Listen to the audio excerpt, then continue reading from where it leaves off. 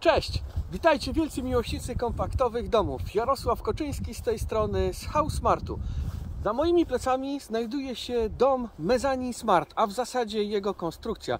Dom o powierzchni zabudowy 35 m².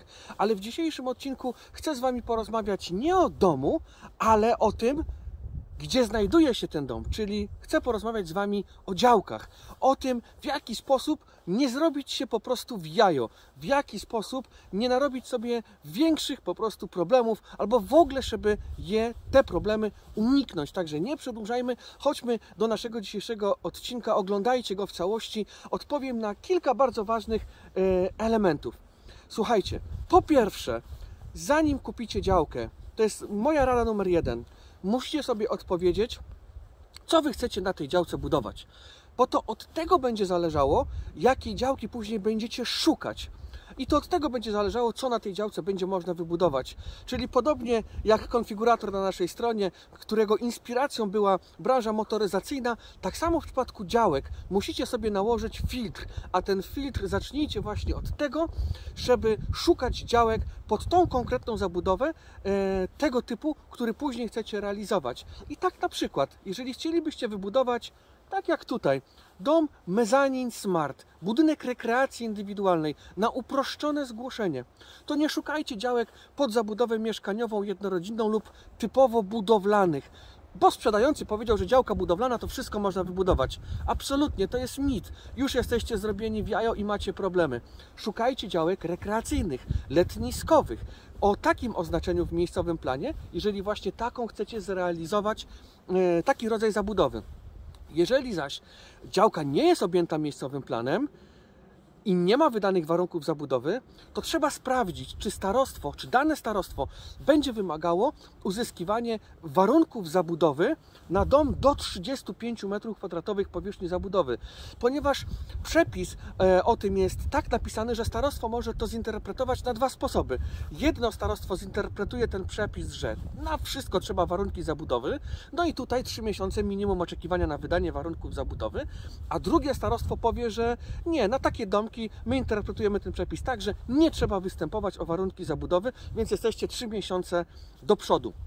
Jeżeli będziecie zaś chcieli postawić większy budynek rekreacji indywidualnej o powierzchni zabudowy przekraczającej te 35 m², no to wtedy już warunki zabudowy będą wymagane. Ale słuchajcie, czy dostaniecie warunki zabudowy na to, co chcecie budować? Wcale nie jest powiedziane, że tak.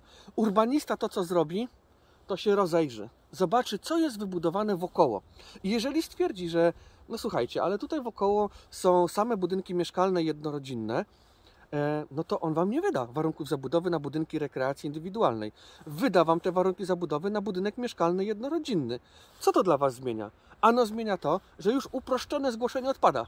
Zostaje nam tylko pozwolenie na budowę albo pełne zgłoszenie, czyli z tą samą dokumentacją co do pozwolenia na budowę. Więc wchodzimy w bardziej tutaj skomplikowaną już całą procedurę. Więc zobaczcie, punkt bardzo ważny, który na początku powiedziałem, to filtr. Punkt numer 2 to trzeba zwrócić uwagę na miejscowy plan, na to, co chcemy budować i szukać działek pod tym kątem, co my tak naprawdę chcemy budować na danym terenie. Rzecz numer 3, na którą zwracam uwagę, żeby się nie dać zrobić w jajo, to unikajcie super okazji. W sensie, może nie unikajcie, ale bardzo je filtrujcie, bardzo je badajcie potem. Ja sam byłem, może nie tyle co świadkiem, ale kiedyś gdzieś mi w oczy wpadła oferta działek nad rzeką pod Warszawą z dostępem do tej rzeki 2000 metrów. Sprzedawca w tym ogłoszeniu pisał, że to są działki pod zabudowę mieszkalną, jednorodzinną. Akurat na tamten czas nie byłem na etapie skupowania działek. Nie robiliśmy sobie tego banku działek, więc no, przeczytałem, mówię, fajnie, ktoś sobie kupi. No, fajnie by było, gdybyśmy my tam może zbudowali nasze housemartowe domy. Słuchajcie, po jakimś pół roku znowu trafia mi gdzieś tam na komputerze, coś przeglądałem, znowu mi trafia gdzieś tam na Facebooku sprzedaż tych działek. Mówię, hej, te działki były w tak super lokalizacji, miejscowy plan nad rzeką i one są dalej na sprzedaż? No na bank coś musi być nie tak. Cena jeszcze była taka, no nazwijmy to normalna, jak na takie działki. Sprawdziliśmy z naszą panią architekt, o co tam chodzi. I tam chodziło na przykład, kochani, o to, że teren jest terenem zalewowym. I pomimo tego, że sprzedawca określał to jako działki budowlane, że można tam budować domy mieszkalne, jednorodzinne, to nie można było tam nic wybudować. Ani budynku mieszkalnego, jednorodzinnego, ani gospodarczego, ani rekreacyjnego. Po prostu nic. Wtopione pieniądze. Więc moja rada, uważajcie na super okazje. Szczególnie weryfikujcie właśnie te super specjalne okazje. Bo sprzedawca zawsze będzie mówił, że działka jest budowlana, że wszystko można budować, a nie będzie odróżniał, czym jest budynek mieszkalny od rekreacyjnego, od gospodarczego, od hotelu, pensjonatu. Już sprzedawca się w to nie zagłębia, no i to jest moim zdaniem spory problem. Czwarty punkt, na który trzeba zwracać uwagę, zanim kupimy działkę, nie zawsze tutaj jesteście sami to sprawdzić, to jest konserwator zabytków i archeolog. Czy na danym terenie nie są ustanowione na przykład stanowiska archeologiczne, czy na danym terenie jest konserwator zabytków, a jeśli jest ten konserwator zabytku i jest miejscowy plan, to tam powinny być określone szczególne wymogi, czego dokładnie konserwator zabytków wymaga, żeby ten budynek na przykład jaką miał elewację, jakie pokrycie dachu, jaki kąt dachu, a może okapy muszą być wystające, bo mieliśmy już takie przypadki na południu Polski, że był wymóg okapów i ten dom z okapami no już nie wygląda tak super nowocześnie jak ten dom w wersji bezokapowej. Więc konserwator zabytków i archeolog. Kolejna rzecz, na którą trzeba zwrócić uwagę, to otoczenie naszej działki. Czy przez naszą działkę nie przebiegają na przykład linie z prądem, czy linie wysokiego, średniego napięcia, czy to gdzieś nie przebiega przez naszą działkę, bo to będzie decydowało o tym, w którym miejscu na tej działce możecie się wybudować i czy w ogóle się możecie wybudować, bo na przykład ta linia może tak przebiegać, mieliśmy już taką sytuację, że może tak przebiegać niefortunnie, że z jednej strony uniemożliwia zabudowanie budynku tam, gdzie przebiega linia, a z drugiej strony działki jest już las i jest zbyt mała odległość do tego, żeby na odpowiednią odległość oddalić się od tego lasu. Więc zobaczcie, taka rzecz wyeliminowała tą działkę z budowy.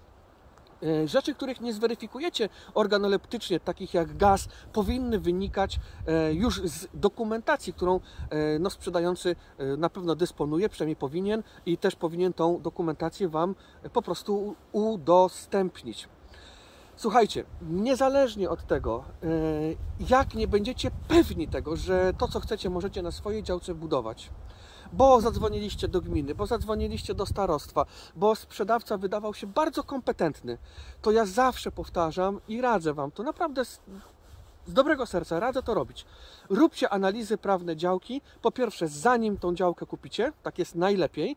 Mieliśmy już przypadki w naszej firmie, że klient zadzwonił i bardzo nam dziękował, że przekonałem go do tego, żeby tą analizę zrobił, bo właśnie dzięki analizie nie kupił tej działki. Także róbcie tą analizę przed zakupem działki i róbcie tą analizę, nieważne jak jesteście pewni siebie, róbcie tą analizę po zakupie działki, bo słuchajcie, to nie jest tak, że teraz gdzieś w głowie, w pamięci muszę szukać przypadków, gdzie klient był pewny tego, że mógł budować, myśmy tą działkę sprawdzili i się okazało, że jednak nie mógł budować tego, co chciał. Nie. To jest 50%, jak nie więcej takich przypadków, że klient jest przekonany, że no, taki domek letniskowy bez problemu mogę budować, no bo przecież mogę na tej działce budować duże domy jednorodzinne. No właśnie tak nie jest. Trzeba zawsze tą analizę prawną działki zrobić. To kosztuje parę stówek. Ja wiem, na ulicy nie leży, piechotą nie chodzi. Ale zaufajcie mi, w skali budowy domu te paręset złotych to i tak jest jakiś totalny promil tej całej inwestycji waszego życia. Ale przede wszystkim ta analiza, wiecie czemu służy? Ona oszczędza wasz czas. Ponieważ jak już mamy tą analizę i wiemy, z jakim przypadkiem się spotykamy, to tak jak u lekarza, wiemy, jaką mamy, cudzysłów, chorobę, to wiemy, jak ją leczyć. I tak samo jest z tymi analizami. Jaki wynik by z tej analizy nie wyszedł, będziemy wiedzieli, w jaki sposób do tego tematu podejść, a to spowoduje, że zaoszczędzimy kupę czasu, bo na przykład nie będziemy marnowali czasu na robienie uproszczonego zgłoszenia na budynek rekreacji indywidualnej, tylko od razu pójdziemy na przykład procedurą budynku mieszkalnego jednorodzinnego. Od razu go wrysujemy w odpowiednie miejsce na działce, tam gdzie on na pewno dostanie zgodę na budowę, nie będziemy tracili czasu na sprzeciwy, które mogą po prostu ze starostwa przychodzić. Także analiza prawna działki to jest bardzo ważny etap na drodze do swojego marzenia, jakim jest budowa domu. czy to rekreacyjnego, czy mieszkalnego, oszczędza czas, nerwy, finalnie też i pieniądze, no i powoduje, że to marzenie staje się po prostu bliższe i bardziej po prostu realne. To tyle. Chciałem Wam przybliżyć w tym odcinku kilka takich najważniejszych po prostu punktów, na które trzeba zwrócić uwagę. Nie przejmujcie się, jeżeli nie macie na to czasu, nie macie na to ochoty. Mamy te analizy prawne, robimy je. Współpracujące z nami pani architektki wykonują te analizy. Dostajecie to w formie raportu po kilku dniach, około 5 dni roboczych trwa przeanalizowanie tego. Nie jest wymagane, żebyście wychodzili z domu, nie jest wymagane, żebyście przesyłali nam stosy papierów. Robimy to online. Jeżeli macie do tego pytania, to dzwońcie, piszcie do mnie. Jeżeli macie pytania dotyczące działek, zadawajcie je w komentarzach. A ja co? Kłaniam się Wam. Ten rok będzie naprawdę rokiem bardzo pracującym. Mamy ten kalendarz w pełni zapełniony.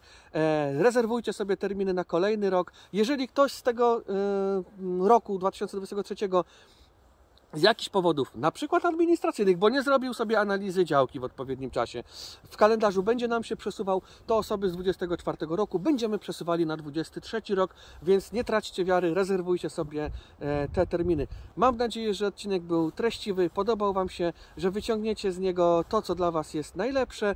Pozdrawiam Was serdecznie, trzymajcie się, cześć! Housmart. Jesteś u siebie.